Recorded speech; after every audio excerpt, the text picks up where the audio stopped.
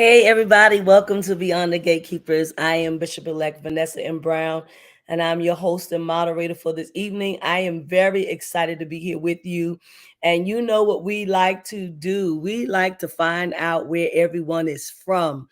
So we want you to let us know where you are watching from. Make sure that you put it down. We want to greet our Facebook Live audience tonight. You have been faithful to us. We are grateful for your presence. We want to greet our YouTube audience tonight. You too have been faithful, and Twitter and LinkedIn and all the places where we can be seen and heard, Spotify. We're so grateful. We see you all coming in now, telling me where you're from. And so let me start shouting you out. Chuck Hunt, good old faithful, bless you, brother. Monroe, Louisiana is in the house. I just love that. Grateful for Marlene C. McLaurin. Thank you, Marlene, for being here from the Maryland area. Hello, City Boy 46. Good to see you. Glad you're here. Let us know which state you're hailing from. Ronnie Jordan, Deacon Ronnie Jordan is here, Ontario, California. Oh, yes, San Francisco, California. I knew that. Our Bishop-elect Sonia, faithful to us as well. Atlanta, Georgia is here. Kate May, Lavinia Bean. Oh, Reverend Beverly Scott Hudson is in the house. Greetings from Philadelphia. Welcome, cousin. Maurice Blesto, Chicago, Illinois. Cousin is here. Again, excited to see and hear and gain wisdom from my Bishop Flunder. Tulsa, Oklahoma is in the house. I love that. Dundee Holt. Bless you, Dundee. LA is here. LA tonight. Yeah, I love that. God bless you, Dundee. Thank you for being here. I'm still calling off the roll. Before I bring Celeste Fraser. Hello, welcome from Maryland, just outside of DC. Yes. Elder Sharon Gill, welcome. Pasadena, Maryland. I love it. Pastor Siegfried Benton, Temple Hills, Maryland. Welcome again. Thank you for being consistent with watching us. Donald F. Guest, Sacramento, California. Maria Harris, Denver, Colorado. Deacon Ryan is here. What's up from the Natty? Yes, Cincinnati is here. Oh, yes. Rederick Robinson, Jersey is here in the house. Decatur, Georgia is here. Montesa Watkins, Angela Brinkley is here. Angela, tell us where you're from if you can. Our faithful friend L. Stanley Davis is with us. Chicago is always representing. Good evening. Dave Tony is here representing East Orange and New York City. Franklin, Louisiana is here. Jules Anderson Jr., Dinah Chapman, Dublin, California. I like it. St. Louis is here. Colette Walker. Thank you, Colette, for being consistent with us. Bishop Levi Richards is here. Bless you. Good to see you. New York City is in the house. Harlem, to be exact. Kimberly Scott. Welcome, Kimberly. Reverend Kimberly's Claremont, California. Thank you so much for being here tonight. Lakeisha is here from Macon, Georgia. And Angela Brinkley is from Ohio. I want you all to share. Make sure that you share. I see Minister Sandy Hudson, Paris, California is here in the house already. I want y'all to share. This is going to be a great conversation on tonight. JoJo Williams, Gainesville, Florida. So we are Reginald Nichols, Stockton, California. We are all over the world here, from the East Coast to the West Coast, different countries. We are global, and we want to thank you for making that happen. We want to share this conversation. We've got a very, very, very great conversation coming. But before we do that, we've got something that we must do. We want to welcome back our presiding bishop, Bishop Yvette Adrian Flunder. She is the presiding prelate of the Fellowship of Affirming Ministries and the senior pastor of City of Refuge United Church of Christ.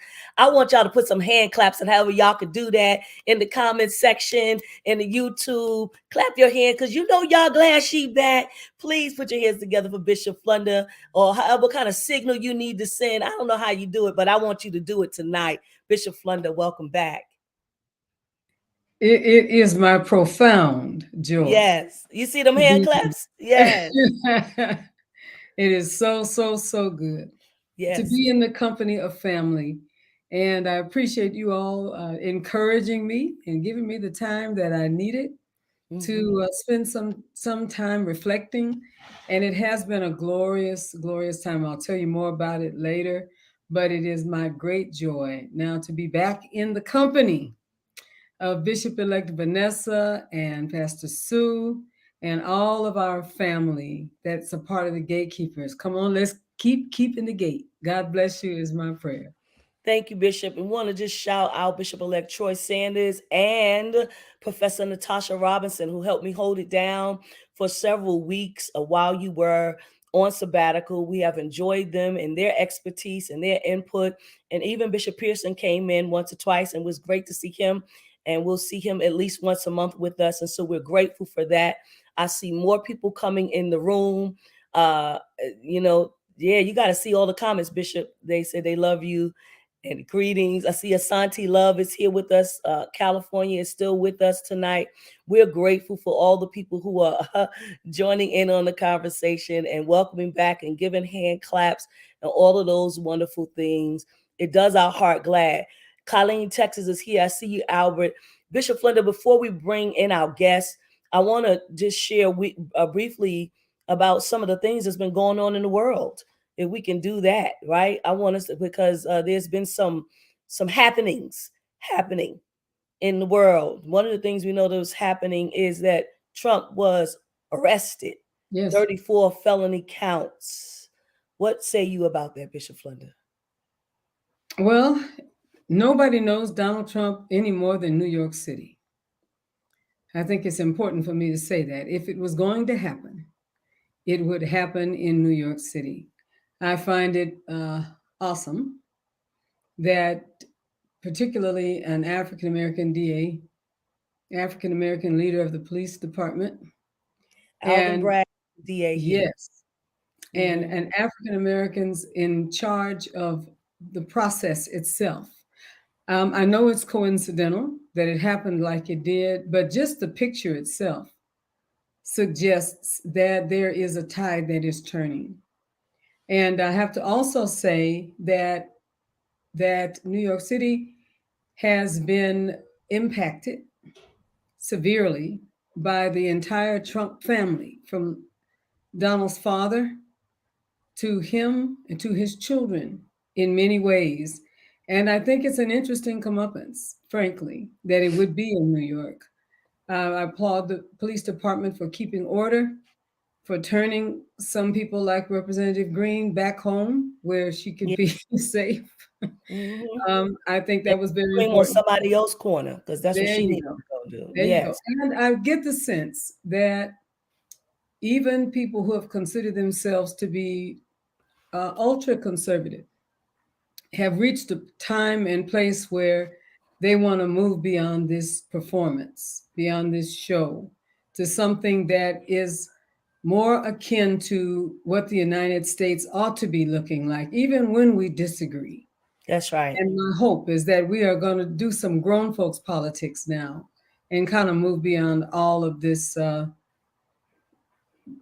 monkey show, if I might put it Sure. that. So yeah, Mm-hmm. everybody, every what is this? An old saying: every dog has its day. Indeed. There is a point in time when things do catch up with you, and I think that things are beginning to catch up with a lot of things that have happened in our recent past.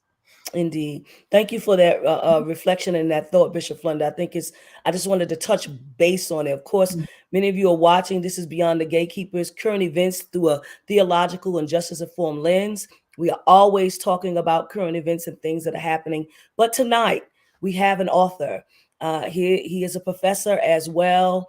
Uh, Harold Dean Trulear, Ph.D., Director of Healing Communities USA Prison Ministry and Reentry Initiative. And he has a new book out, Welcome Home, Essays and Reflections from Confinement to Community. Welcome Home, Essays and Reflections from Confinement to Community. We are going to give away a book tonight. And so you have to put in, you know what it is, hashtag Beyond the Gatekeepers. But first, let us welcome our great guest. I know so many students and professors that know and love him in community, in theological education, in the person of Harold Dean Trulear, PhD. Welcome, Dr. Trulear. Thank you, Bishop-elect Brown and Bishop Flunder. Always good to see you. So glad that you're here on tonight. We have people here on tonight that are your students that are on as well. And so they are also happy to see you. And so let's get right into the book, if we may, Dr. Trulear. One of the things that I know um, about this book is that it took you some time to write it, and that you have 52 chapters in this particular book, and you basically have a theme pretty much that runs through the book for not all seasons, but for some seasons, like New Year's and Easter and Mother's Day and Father's Day and Thanksgiving and so forth. And so I want to ask you, why this book at this time? Thank you for that question. It's really a funny story to me, anyway. I have a nephew who is digital editor for a hip hop magazine, and they were trying to get this hip hop magazine into prisons. And a lot of the material was somewhat controversial, and so he came to me and he says, "Look, Unc, you were incarcerated, and now you're a professor. Can you write some columns that'll convince the prison officials that our magazine should get in there?" Well, it never did. I did write the columns, but the columns were all on reentry, issues that men and women face as they're making the transition back home from jail or prison. Some of them reflect my own experience coming home from prison. Some of them reflect the stories of other people that I know coming home. But there's so much involved in making that transition. There's trauma, there's family reunification, there's dealing with guilt and shame, there's dealing with labeling, there's all these different things. And so what I did was I took the essays that I originally prepared for my nephew's hip hop magazine, and I put them together in a book. I collaborated with Dr. Barbara Wallace, Howard graduate, who is a very good editor and also actually a former law enforcement official. And she helped us develop the study questions so that people could read a chapter on something like education, or something seasonal like Thanksgiving. What does it mean to be grateful in that transition back home? So they're all different kinds of topics and opportunities for people to reflect on each topic on a daily basis.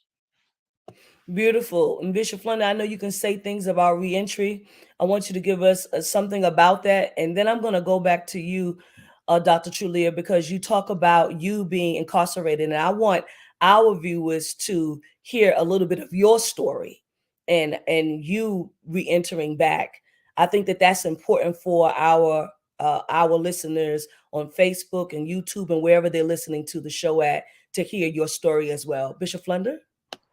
Well, two things. First of all, because we have had we have had a long multi-year experience, particularly with working with San Quentin here in California, or there in California, for a period of time. And I have to tell you a side joke, Dr. Harold Dean, sir.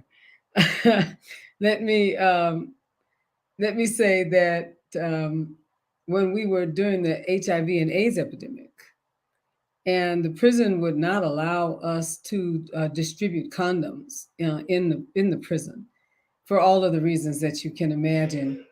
I can recall that we came up with this concept, this idea, where we would get pieces of saran wrap, and I would layer them underneath my clothes, about 8 or 10 of them, and get to the prison and be able to pass them out as makeshift condoms when I went to the prison. And I have to be honest that I had to be kind of mindful. And you can imagine how mindful we did have to be. But the reason I lifted it up, because during all the time that we went there to be a part, whatever it was that I was able to give, I was able to get it back 100-fold.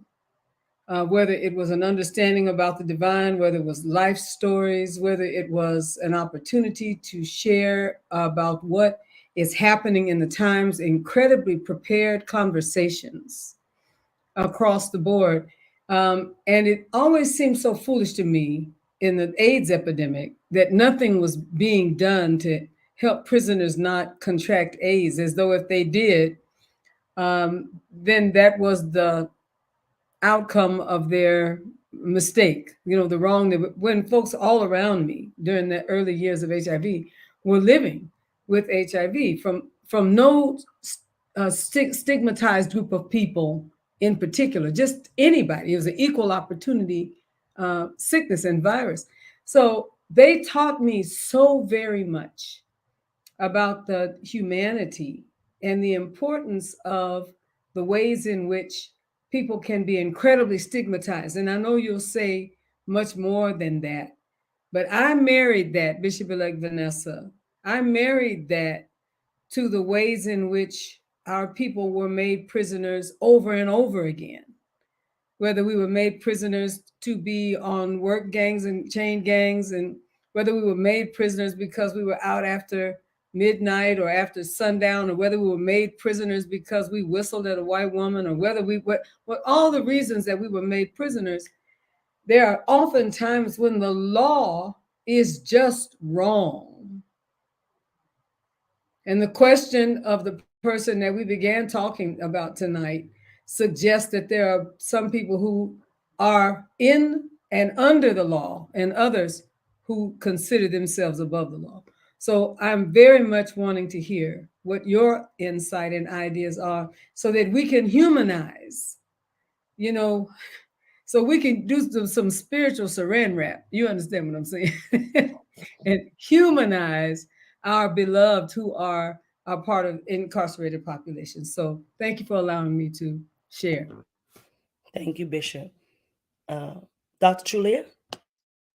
It's really powerful, Bishop, because that's at the center of my own vision for ministry. Whether I'm teaching at Howard University, where I have an academic position in the theological school, or whether I'm working with churches developing reentry programs, the humanization piece is at the very center.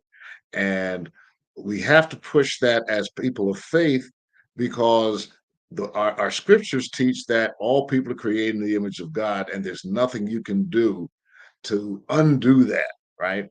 So when I go out to preach, after they give me the big introduction and talk about my degrees and everything else, I usually give honor to God, give honor to the pastor, the family, yada, yada, yada. Then I give my inmate number, which is 1000264 Delaware County Prison.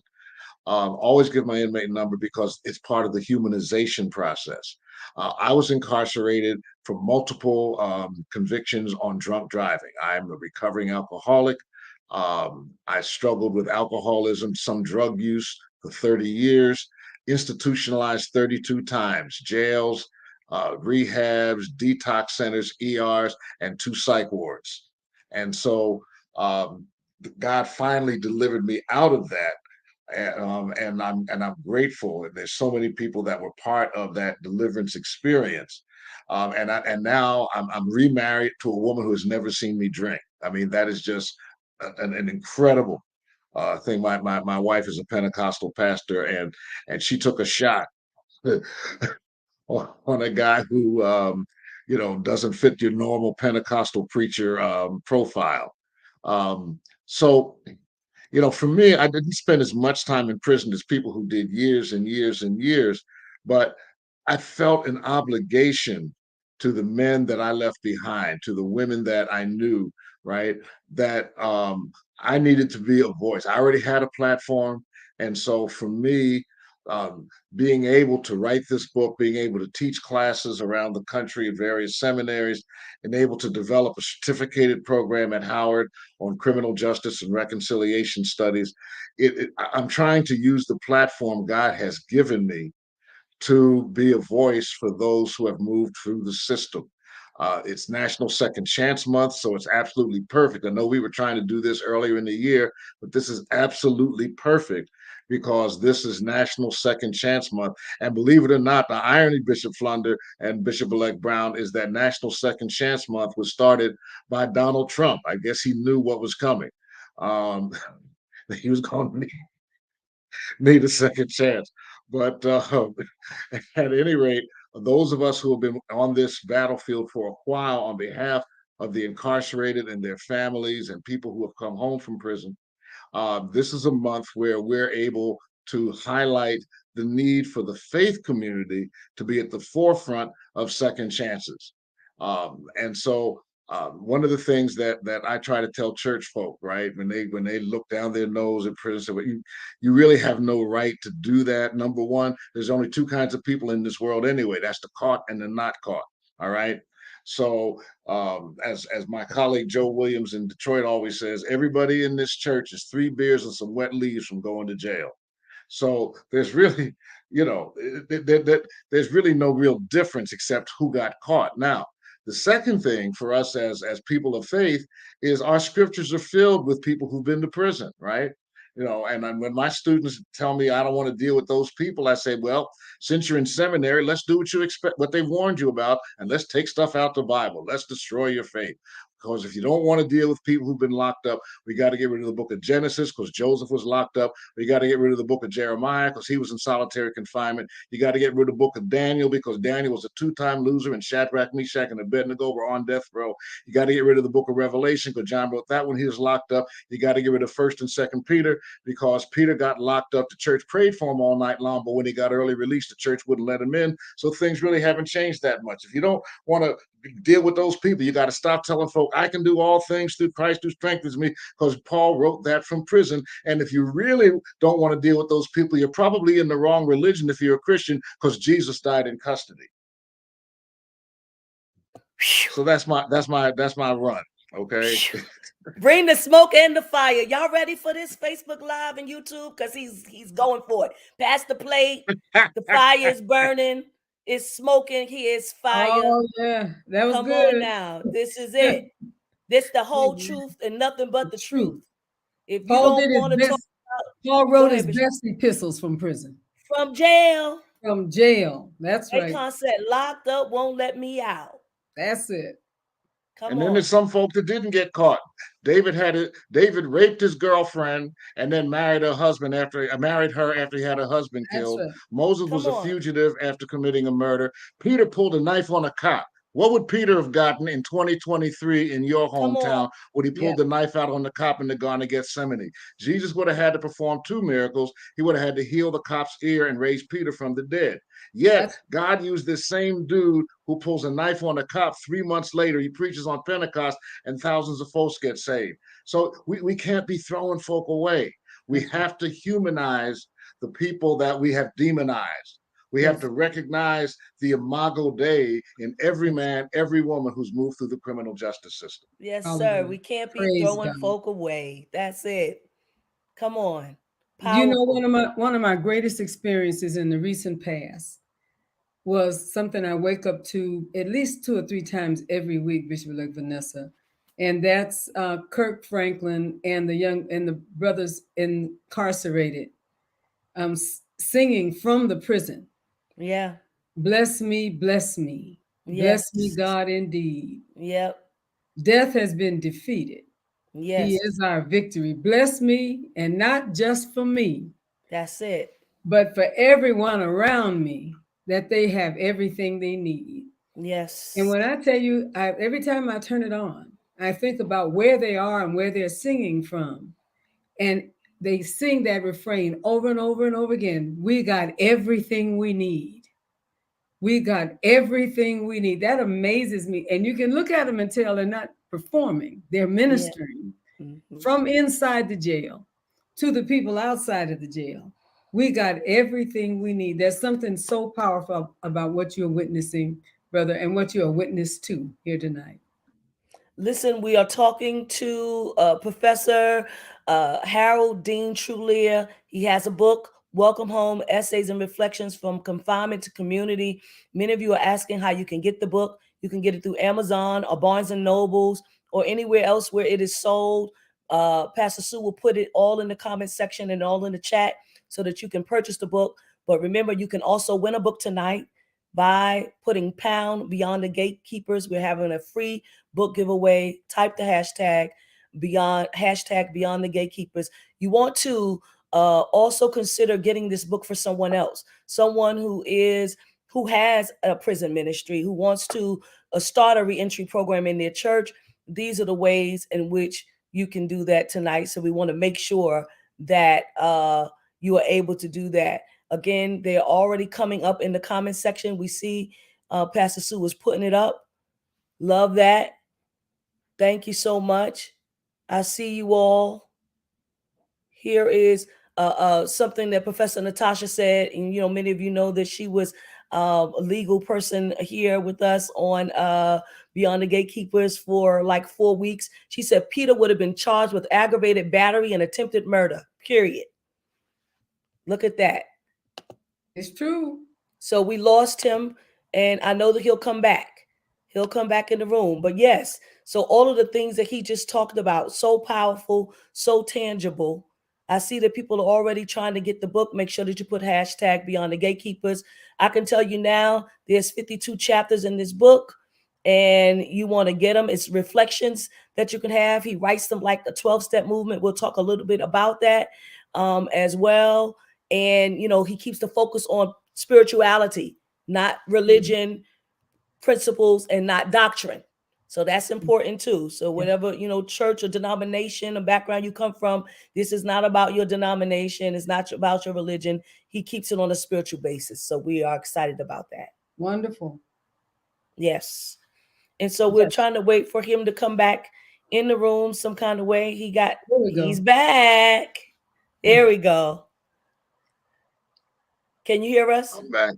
Yes, Great. I can hear you fine. Great. So can we push the envelope a little bit further, Dr. Trulear? You talked about being incarcerated. Tell us how coming back into society was for you. Coming back, being re-entered back into society, but also, what led to your trajectory to become a professor, have your theological education and all of the things that you have now. I think that the people need to hear that as well.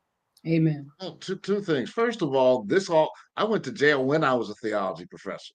Okay, this was not, you know, the bad kid, goes to jail and finds Jesus. Got it. I was a theology professor living a double life, right? Even when I was at NYTS, right? I was still struggling with alcohol back in the 90s. So what God did, which was really interesting to me, was I started working with court adjudicated youth in Paterson, New Jersey in the 80s. In fact, I got a chance to work with Joe Clark, Lean on Me, Mr. Sounds, right? I was there, right? And then I went to New York Seminary and taught at Sing Sing. So now I'm teaching in the prison.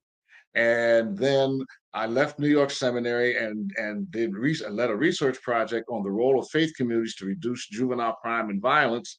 And then in the 2000s, my alcoholism blossomed to the point where I just was in and out of jail on DUIs. And so, this was part of my trajectory, right? And now experiencing it. In fact, I remember one guy recognized me. He said, "Oh, I know who you are. You do that. You teach in prisons. Now you one of us, right?" He said, "So now do some research while you in here from the other side."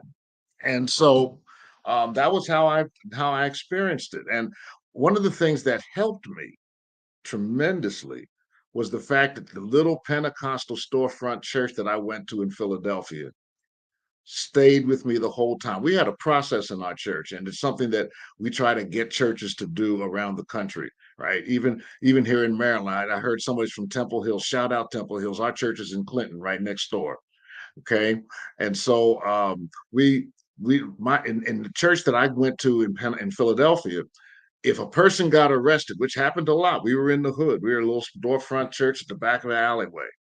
You went to the pastor, told him what happened, took responsibility for your part of it. The pastor prayed for you. And then the pastor would take you out in front of the congregation.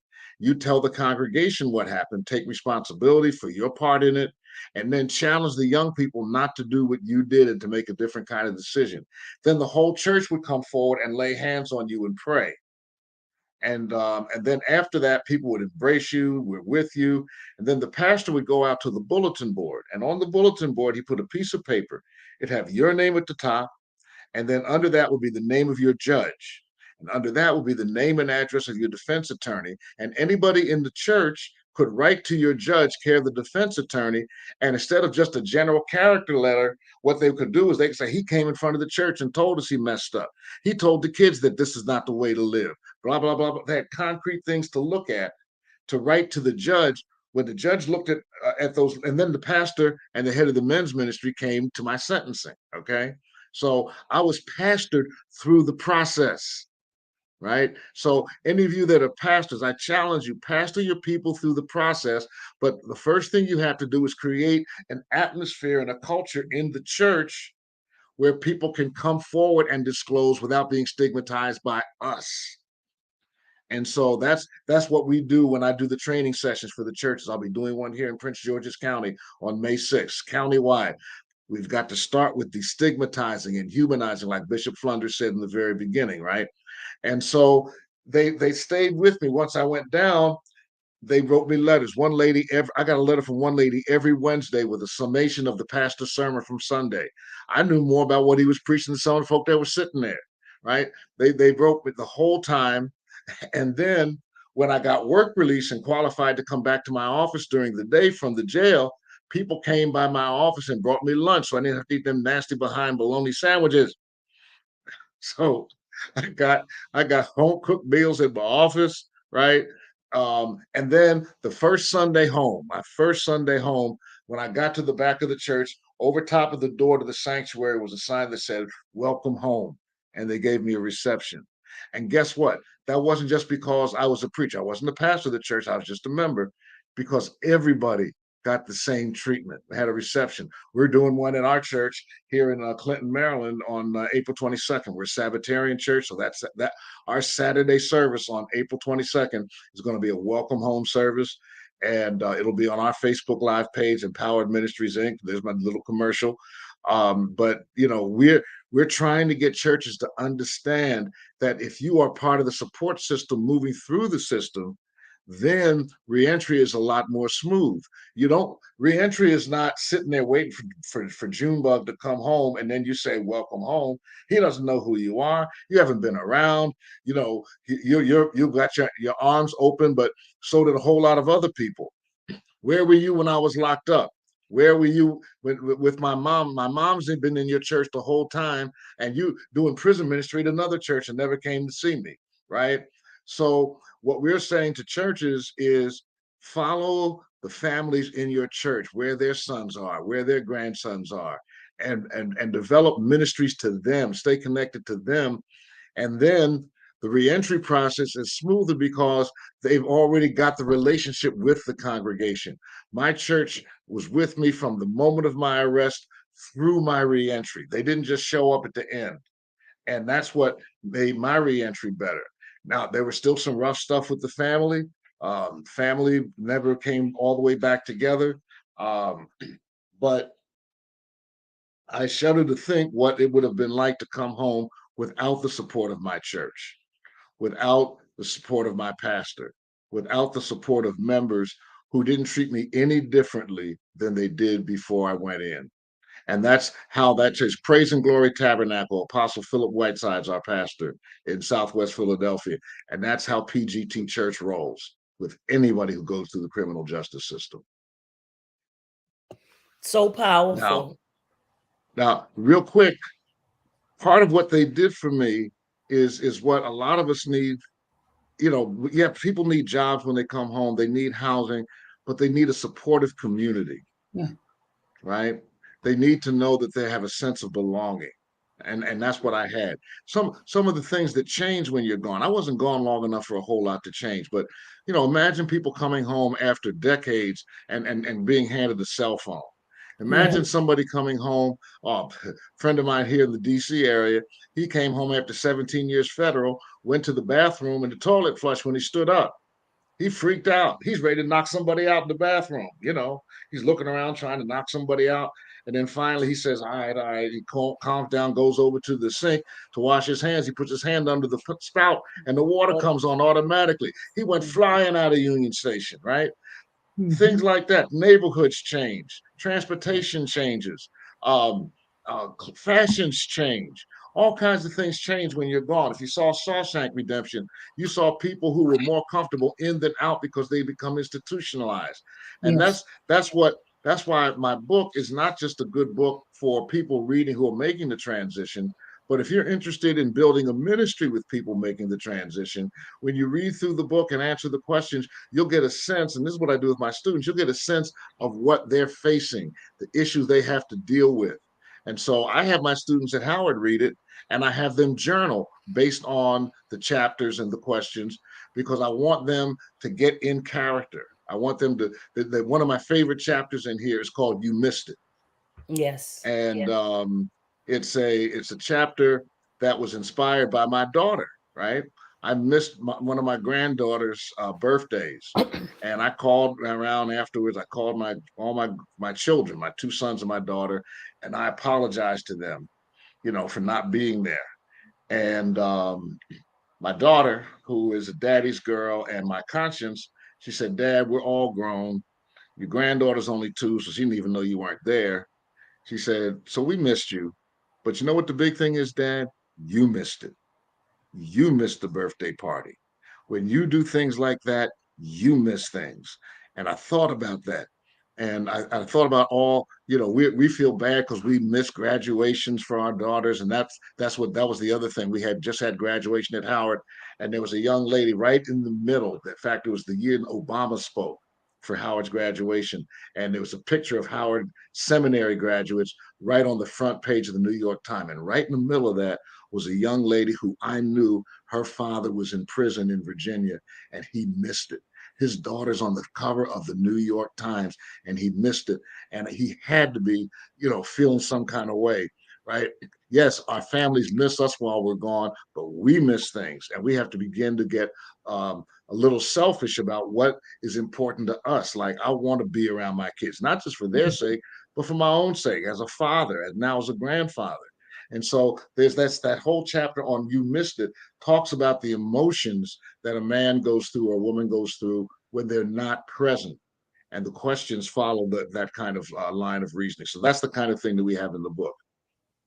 Yeah. Great. You bring up so many. I hear myself. Dr. Trulear needs to. There we go. Okay. Now you go. Okay. One of the things I made a note to myself, I said that in reentry, in whatever kind of reentry it is, even when people are not incarcerated, but they go out of town to another city, to another country, because they have a reality in their lives that they don't particularly want their families to know about.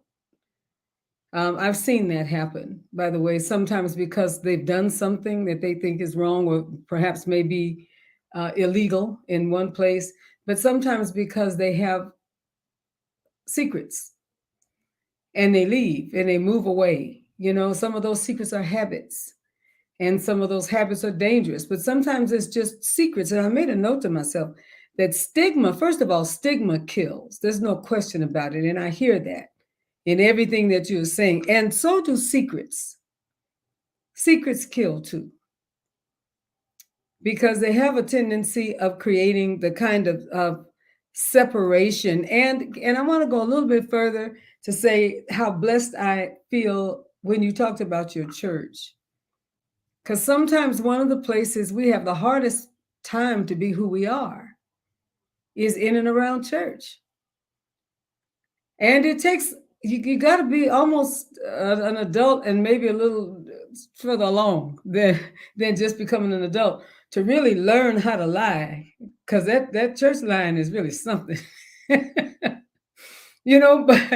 But it is performance, to the nth degree at times, pretending to be something that we are not, so that we can stay connected to some amount of connection, and then when it bursts forth, everybody looks all surprised, shocked and appalled that such a thing should happen.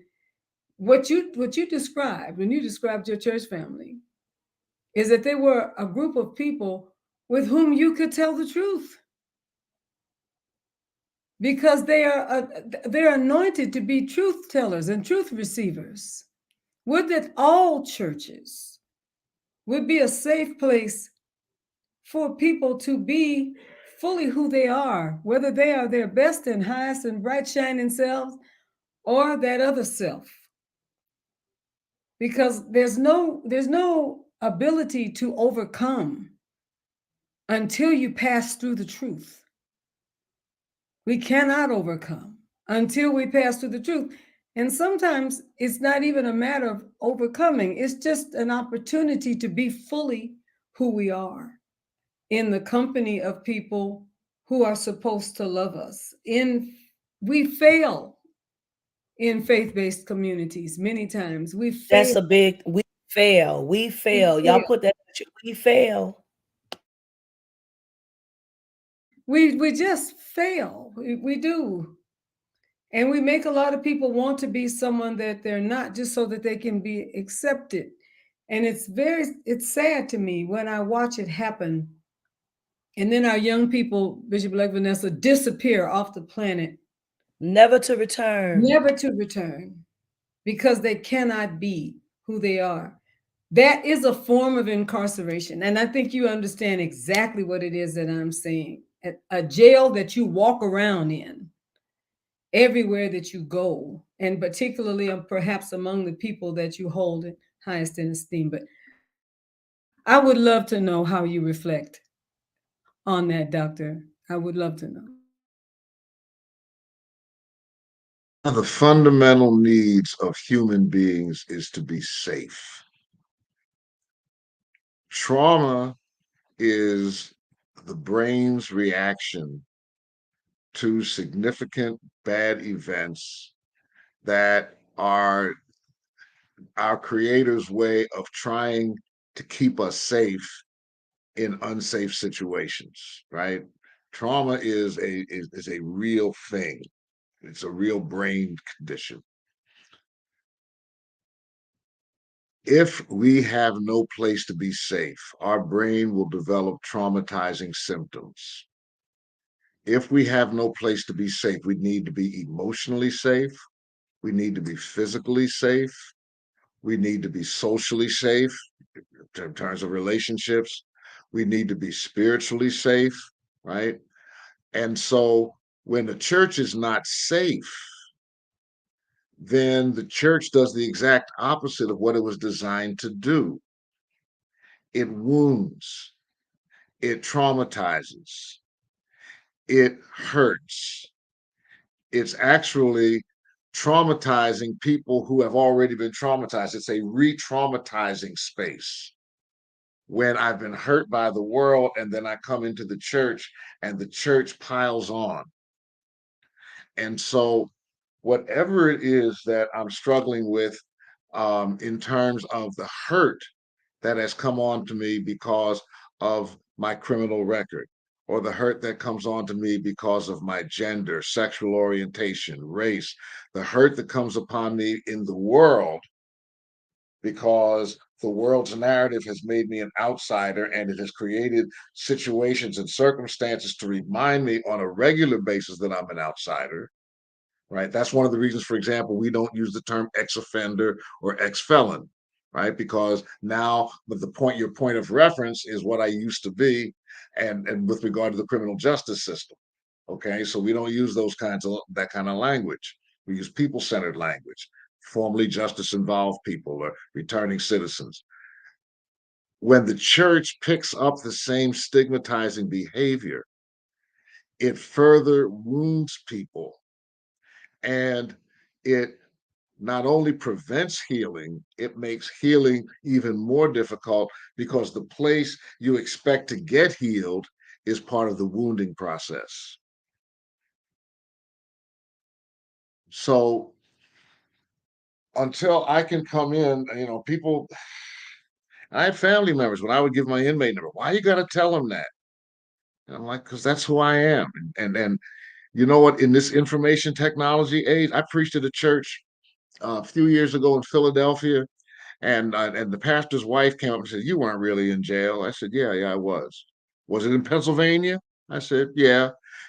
Sis pulls out her iPad. "Yeah, you were in jail." She had an app called Docket in Your Pocket. And all she had to do was hit the app, put in my name, and my whole jacket came up. Every time I've been arrested, every charge I had, not just the convictions, but the whole jacket, right? Because I plea bargained on my cases. The whole jacket came up just that quick. I was lecturing at a college and I mentioned that. And about 5 minutes into the lecture, and after I mentioned that, I hear this, oh, blank. That blankety blank, I thought that case was dropped. And I had to stop the class. One of the students, um, the police had come to her house for a domestic disturbance. She and her husband were having a fight, and the police broke it up. And she swung and hit the cop that was trying to break it up. And so, they said they were going to drop the charges against her because they understood that, she was defending herself against her husband. But the charge was still there. And when I said dock it in your pocket, she downloaded the app and pulled up her case. It's too public. I can't hide anything. And you know what? If I tell you what I went through, you can't find out. And so what I'm trying to do is create space for other people who've been through what I've been through and 10 times worse. The other thing I do, Bishop elect and Bishop Flunder, when I preach with the pastor's permission, I give an altar call for families of the incarcerated. I give an altar call. I did it. They had me lecture at Hampton last year. I did it at Hampton. And at the Hampton Ministers Institute, 300 people came forward representing incarcerated family members at the most prestigious Black preacher conference in America, right? But all that does is prove that we're all touched by it. The stats just came out last week. 1 in 3 Black families has had somebody in prison, right? So the idea that prison ministry is some kind of an option to those people misses the fact that in your church every week people show up with sons and daughters and grandchildren and parents and siblings who are incarcerated. And what they're dealing with, Bishop, you talked about secrets. Here's the last thing I'll say.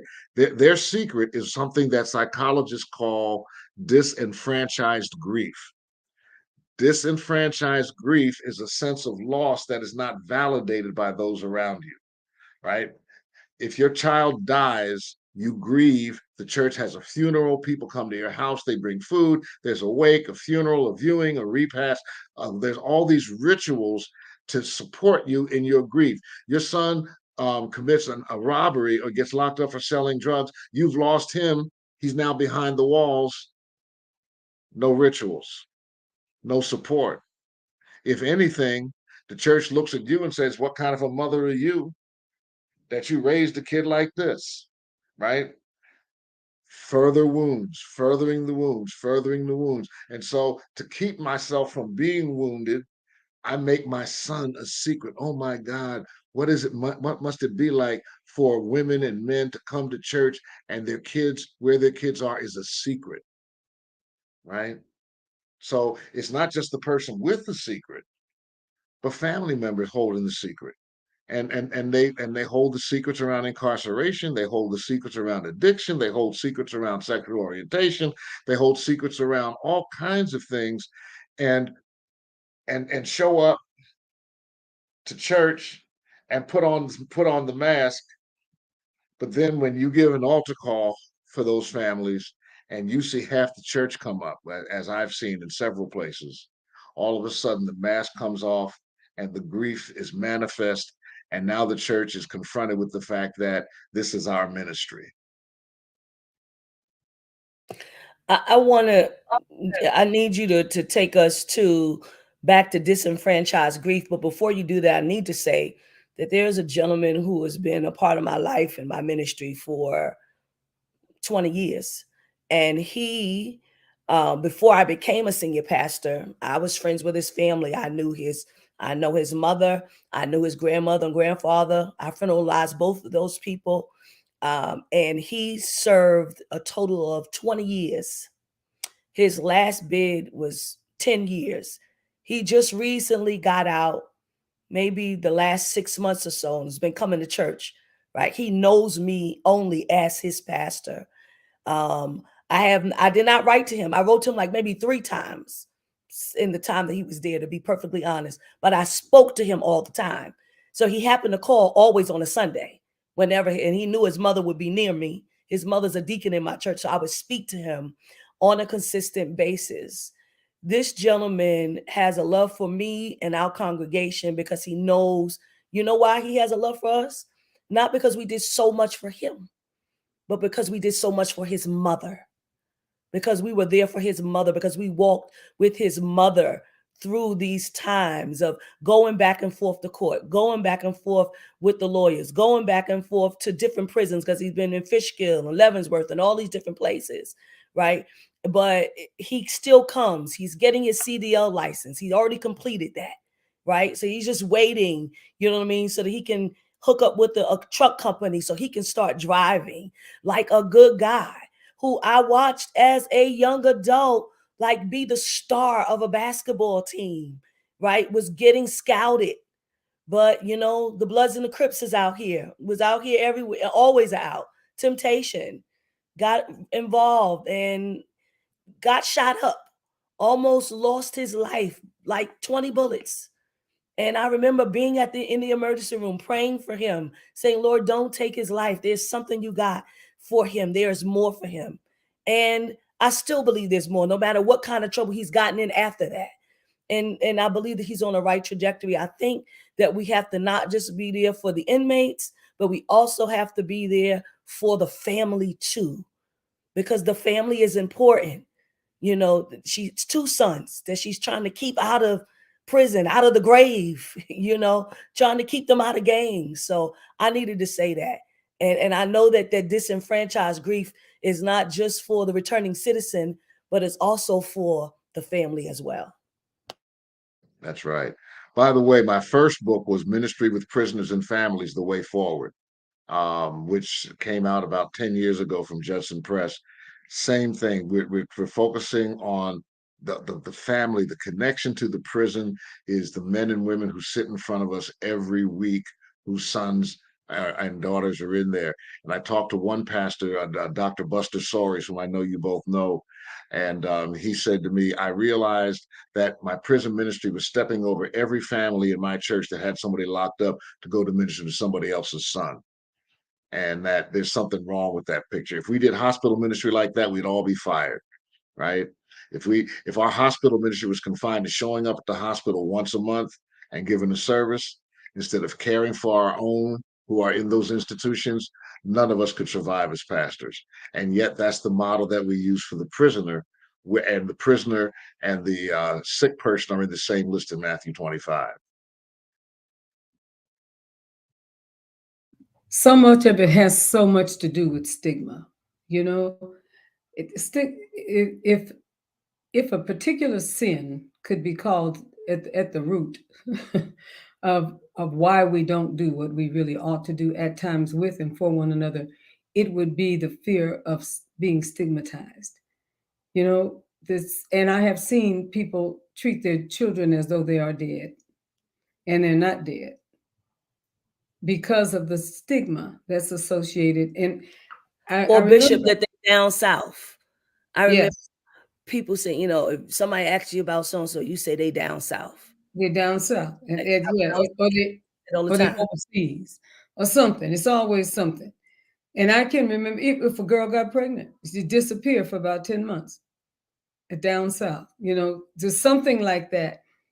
I remember a certain time in my life when somebody said something that I was out at a club or somewhere where I was, and they said that, you know, we got a picture of you. Somebody said, and they threatened me.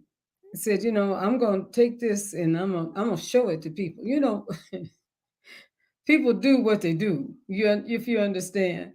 And I remember that day. The reason I remember it so well is because it has informed me from that time until this. I said to him, "Oh, honey, have it duplicated and send it to as many people as just mail it off to different ones so that everybody will have a copy." This is, you know, before internet, you know, and so you can so we can go ahead and get the word out. And then that way, basically, you won't have to be troubled with having to do it later.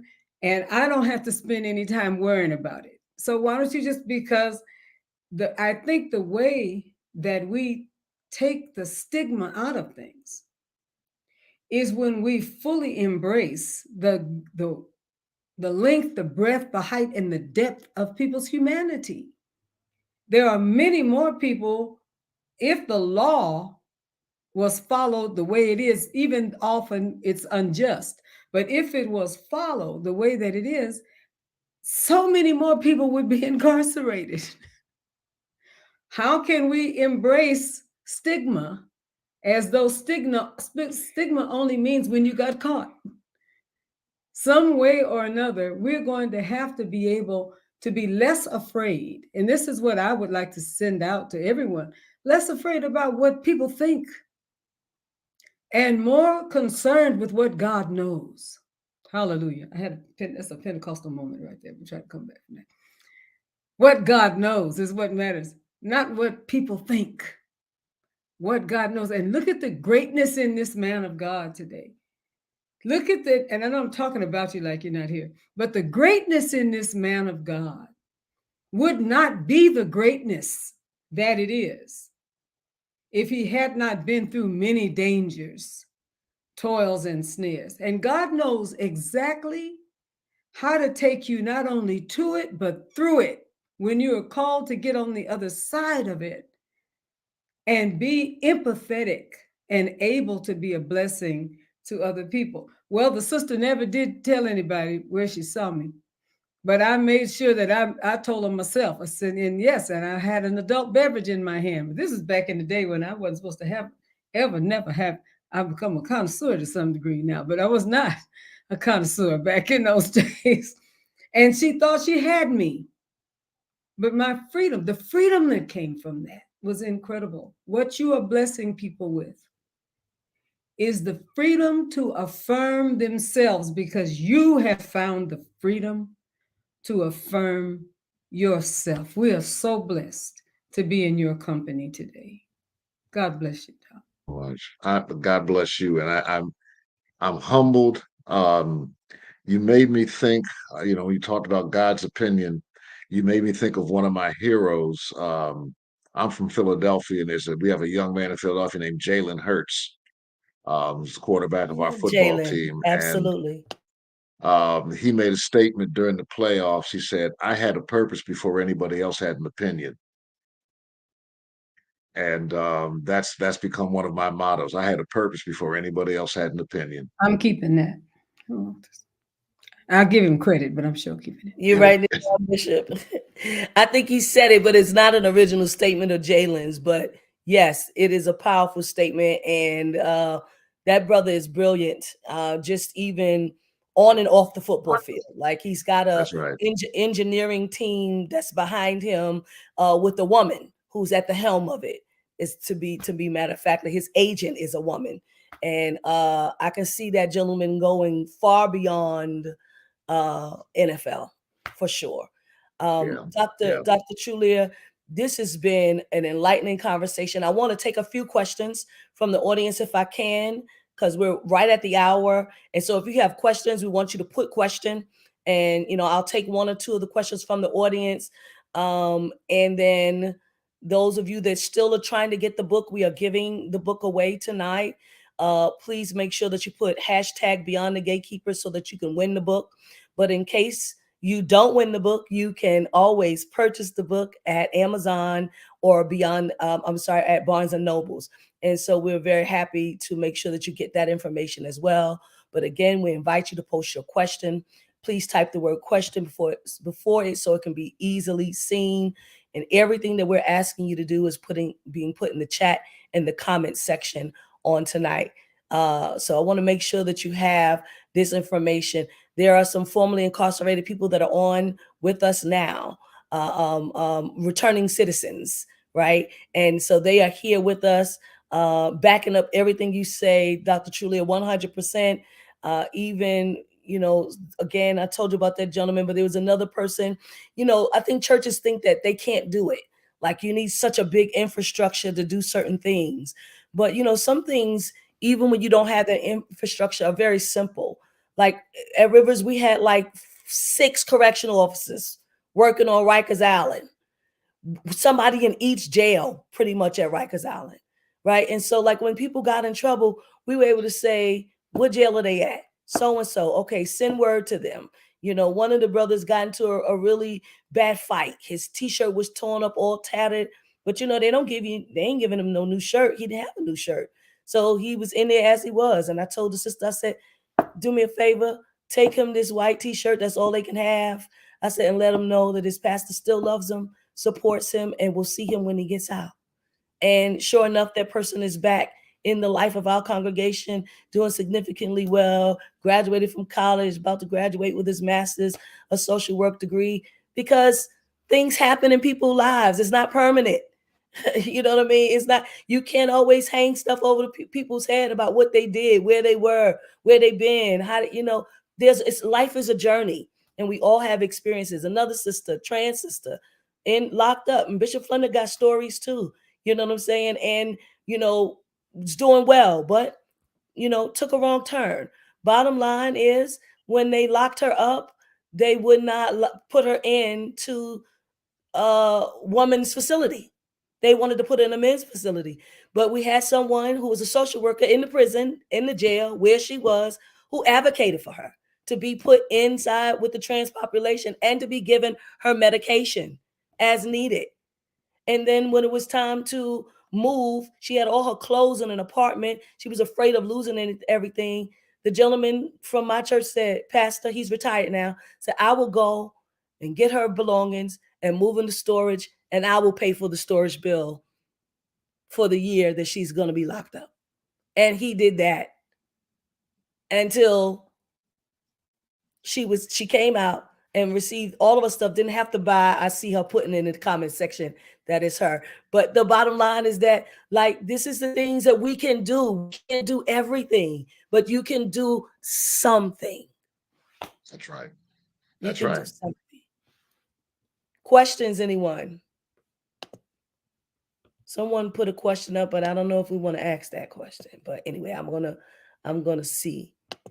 And hold on, I saw it. And I don't think we captured it earlier. Give me 1 second to try to find it. But basically, they were basically saying, what if, you know, they are happy? Here it goes. Question: what if you have a family member that you do not miss and glad that they are locked up, and pray that they never get released?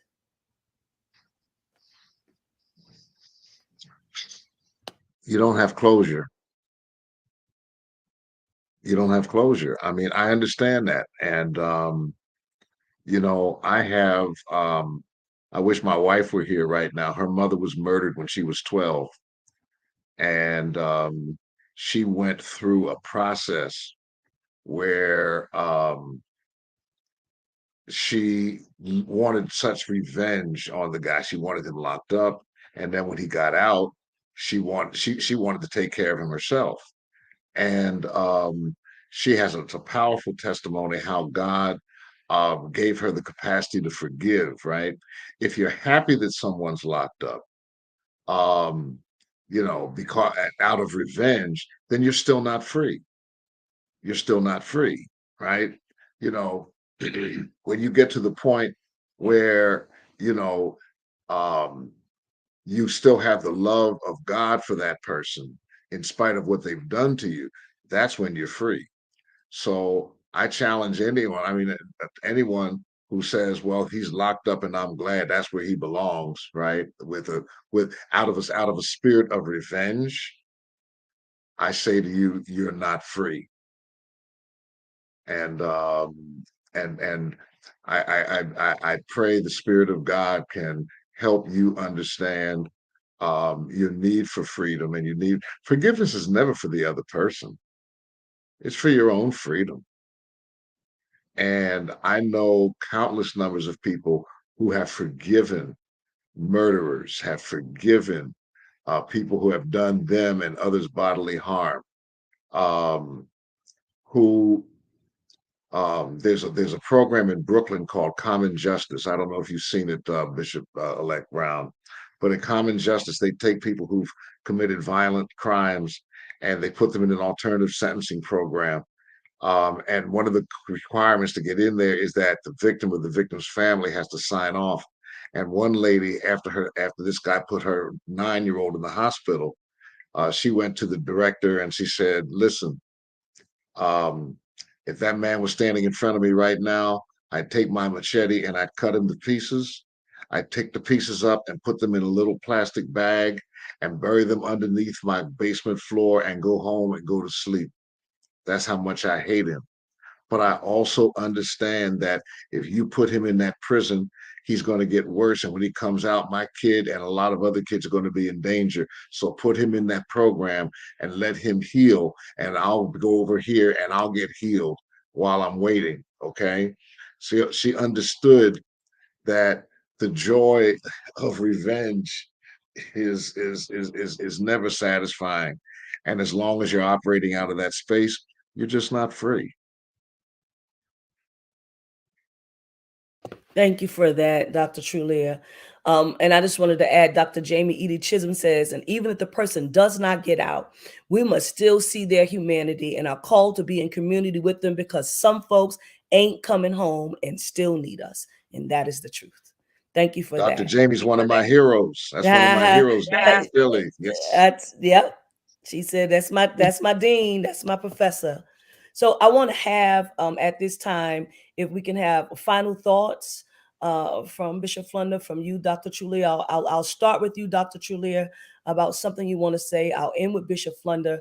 And one of the things that I think that we should do tonight before we give the book away is I think that we should absolutely have prayer for families.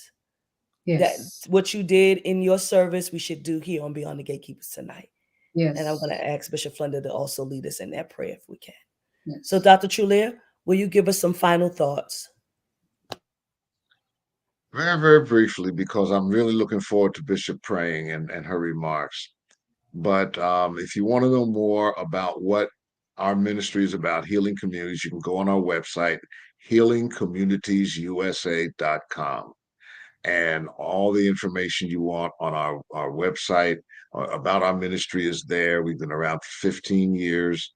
Um, and I'm just eager to connect with more congregations and be part of this process of healing and restoration and reform. And when I say reform, I'm not just talking about reforming of men and women coming home, but also for us, this is the starting point. And we had very little time to talk about this, but it's also the starting point of criminal justice reform. Yes. Bishop Flunder, you mentioned it. Yes. Not everybody who's locked up ought to be there. And how some of the consequences to which we hold people are fundamentally unjust and have more to do with race and economics than they do with Yes. justice. And so that's a whole other conversation. Maybe we'll have that at another point. But thank you for having me. Thank you for allowing me to represent Howard University and Healing Communities. Thank you for having my dog Roxy on screen. Mm-hmm.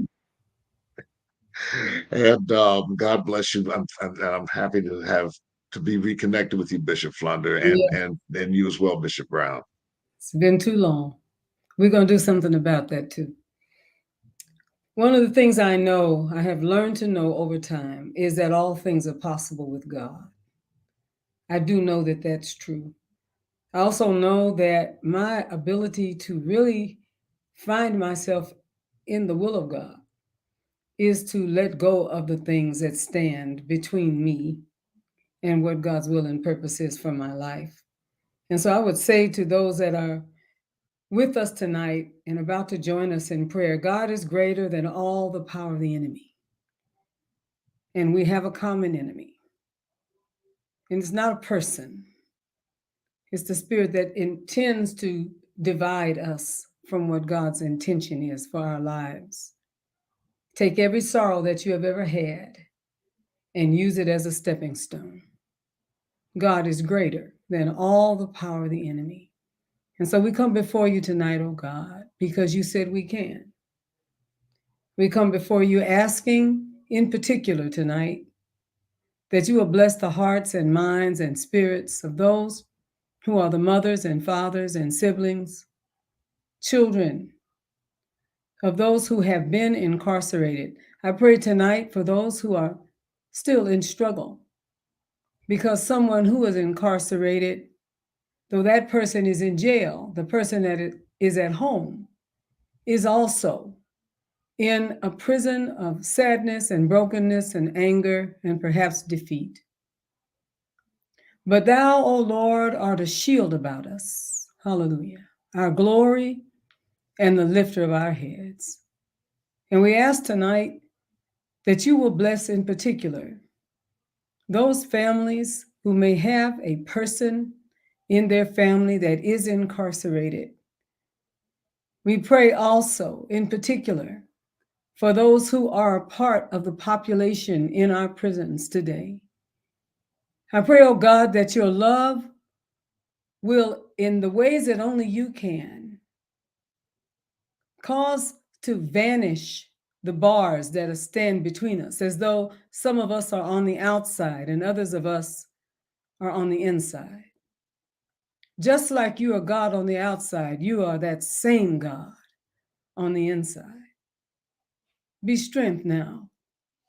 I pray that what seems that it was meant for evil will somehow work together for good. There are things that you can do, God, that you did for Paul and Silas. You have the ability to literally shake the prison doors and the prison cells wide open. And you have the ability to shake open our hearts and our minds, even when we are on one side or the other of a prison cell. There is no place that you are not. You are omnipresent. You are omniscient. You're powerful. And you are able to do exceeding abundantly above all we can ask or think. Strengthen our brother as he continues to be a blessing to families that he has, in so many beautiful ways, taken his scars and learned what we have learned, that the places where we have been wounded, although when we look on them, they may have a keloid or scab, but the place where the wound is the strongest skin on our bodies. Strengthen him now as he continues to set men and women free. Strengthen him now as he continues to set family members free. Let it be so. In the precious name of Jesus, and in the name of all that is pure and right, and all that is just, and all that is divine, we declare it to be so. Amen. And praise God. God bless you. Amen. So Amen. wonderful. Thank you so much, Dr. Haroldine Trulear. And of course, Thank you. welcome back, Bishop Flunder. Good to be back. Yes, we've got some commercials, some advertisement that we want to do really quickly. And so the first one and the second one is for you, Bishop Flunder. Well, it's my great joy to be back with the gatekeepers, beyond the gatekeepers. I love that. And I'm going to encourage you to do something tonight. I probably will get myself in trouble, but I'm a bishop, and sometimes I find myself needing to move out in a way that I feel like is right, in essence, to be a blessing. So I'm going to ask you to do something. I'm going to ask you not even to give it great thought, just do it. I'm going to ask you to definitively get the book that we have spoken from tonight, because I believe in my heart that you'll be set free. But I'm also going to ask you that you will make a specific donation to TFAM. And tonight, I'm going to ask you to do it as a blessing to Bishop-elect Vanessa M. Brown. She has supported Gatekeepers all the way from the beginning, but in particular, I've been on sabbatical for 3 months and 2 weeks, and she has been carrying the Beyond the Gatekeepers broadcast all of that time. I'm going to ask you not less than $20. Everyone can do that.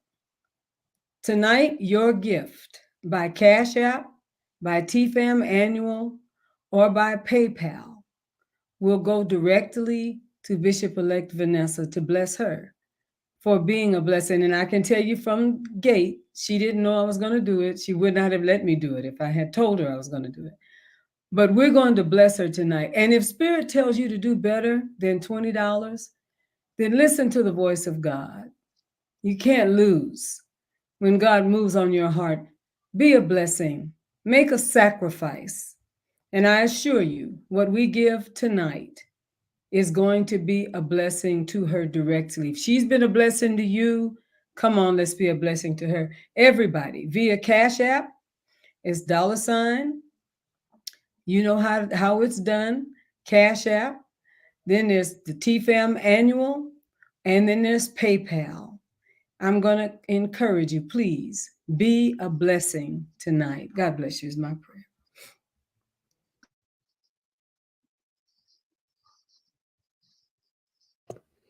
And Bishop Flunder is inviting us all to join her in Atlanta, Georgia, for our TFM Holy Convocation 2023 Miracles, Signs, and Wonders in Atlanta, Georgia, July 5th through the 9th. There are rooms available at the Sheraton Atlanta Hotel. You can get them now for $119 per night. You can get them now for $119 per night. You can also register online. There's Eventbrite. There are several days of different things that are happening. On Wednesday night, there's an appointment of the Global Presbyteries. On Thursday night is new ordination and new church affiliates. On Friday night is the White Party. On Saturday is the Episcopal consecration. We will also be consecrating Mother Delk. On Saturday evening is Founders Night. There'll be celebration and song to honor Bishop Flunder. Sunday morning is early morning baptism. There'll be Holy Communion to follow and an anointing service. We want you to be a part of all of these events. Please register. All the information is there online for you to see. We look forward to seeing you in Atlanta. All right, we want to give this book away tonight.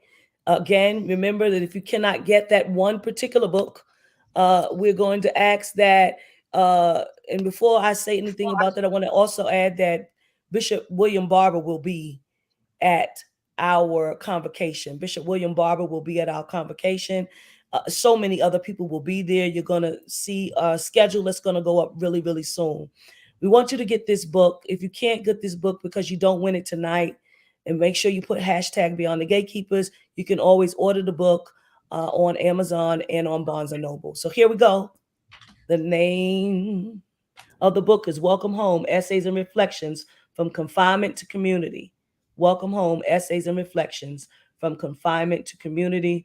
The author is Harold Dean Trulear. And the winner is Pastor Siegfried Benton. That's the brother that's in Temple Hills, right next to Clinton, where your church is. So God bless you, Pastor. I'm glad that you won. Make sure that you in our inbox like you did before, because I think you won something before. Make sure you put your full name and address so that you can receive that book. We're so excited. He said, yes, God, in the chat. He's happy. Amen. That's so wonderful. Such a powerful night tonight. We want to also remind our listeners next week, Wednesday, we have Christian A. Smith. He is the author of Breaking All the Rules. Bishop Flunder, you know him. You know his father out of Oakland. This is going to be a powerful conversation. If you got young adults, you've got young people, him and his wife are doing fantastic ministry. And if you got young people who are tired of church, Yep. tired of church. I mean, tired of it. And you want to hear this young man, and you want to hear what he has to say on next week. Breaking All the Rules. Thank you all so much for joining us tonight. We say have a wonderful evening and God bless.